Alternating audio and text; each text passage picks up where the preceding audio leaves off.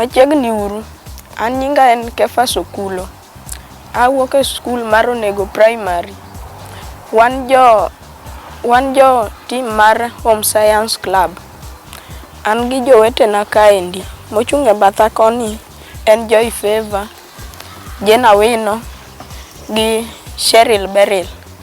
Man koni gi wan gi Aaron Achebe, Stephen Arogo gi Lina Christine. Wan ema kawuono wadwa puonjou kaka itedo mandas machiegni uru. Ka wadwa tedo mandas kawuono, wan gi gik ma wadwa tiyogo e tedo mandas. Wan kaendi gi ngano mwadhi tiyogo e tedo mandas. Koni wan gi sukari be ma wadhi tiyo godo e medo ndhadhu mar mandas. Kaa be wan gi baking ma wadhi tiyo godo mondo mandas omed kuot.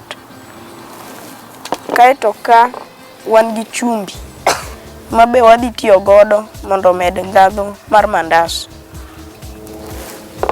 Ka wan gi mo mar salad ma wadhi tiyo godo.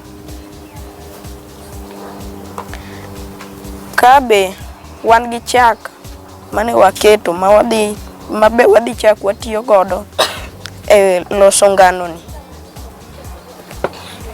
Kendo koni be wan gi pi maliet ma wadhi tiyogo e dwalo ngano marwa ma wadhi tiyogo e tedo mandas.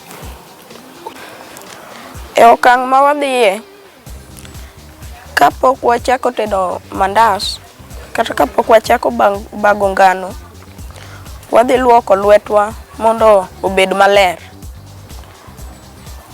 Jena Wino biro miyowa pi mondo waluok lwetwa.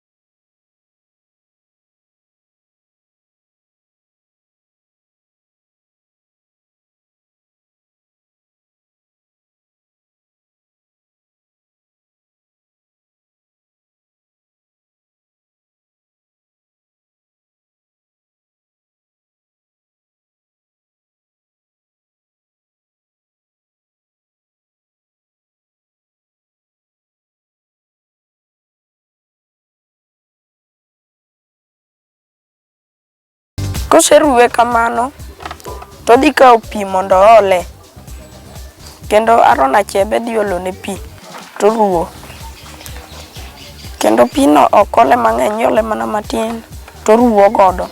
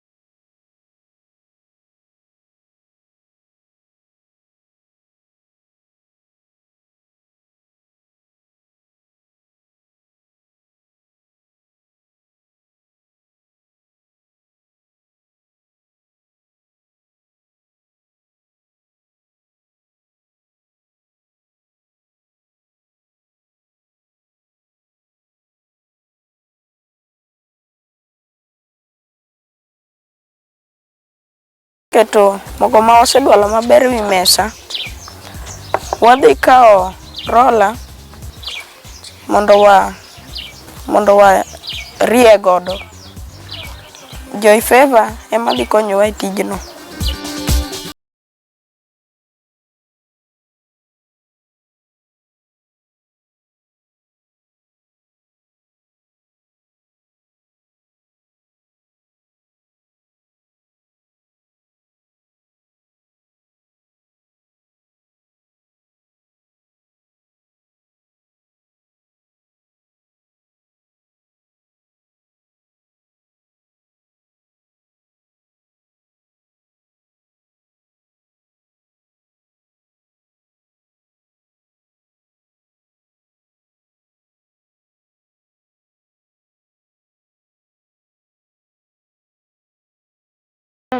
Koseng'ade ngano kamano, to migao ma wadhiye koro wadhi kete kendo mondo chiegi.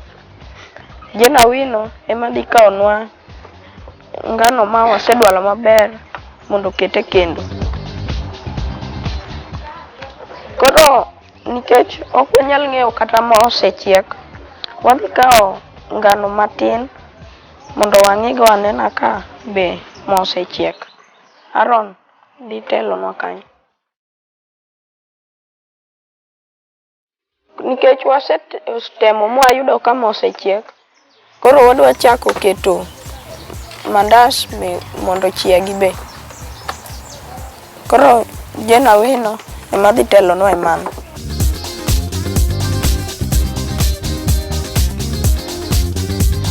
Koro e okang' ma wadhieni, wadhi loko mandas ma wasekete mo mondo chiegi gi. Aaron Achebe dhi lokonwagi. Mandese ma wakete mogi, wadwa ni gichiegi ma gilokre rabuor.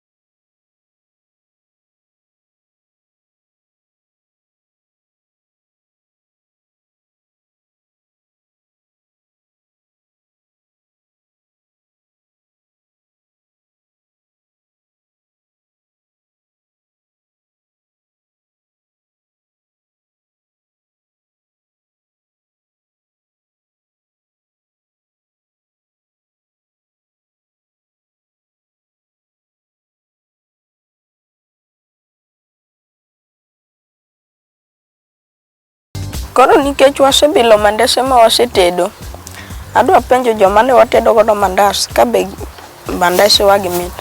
Be mandese ma watedo godo mit? Mit. Wago nwero kamano nikech wasetedo mandese ma mit. Oriti.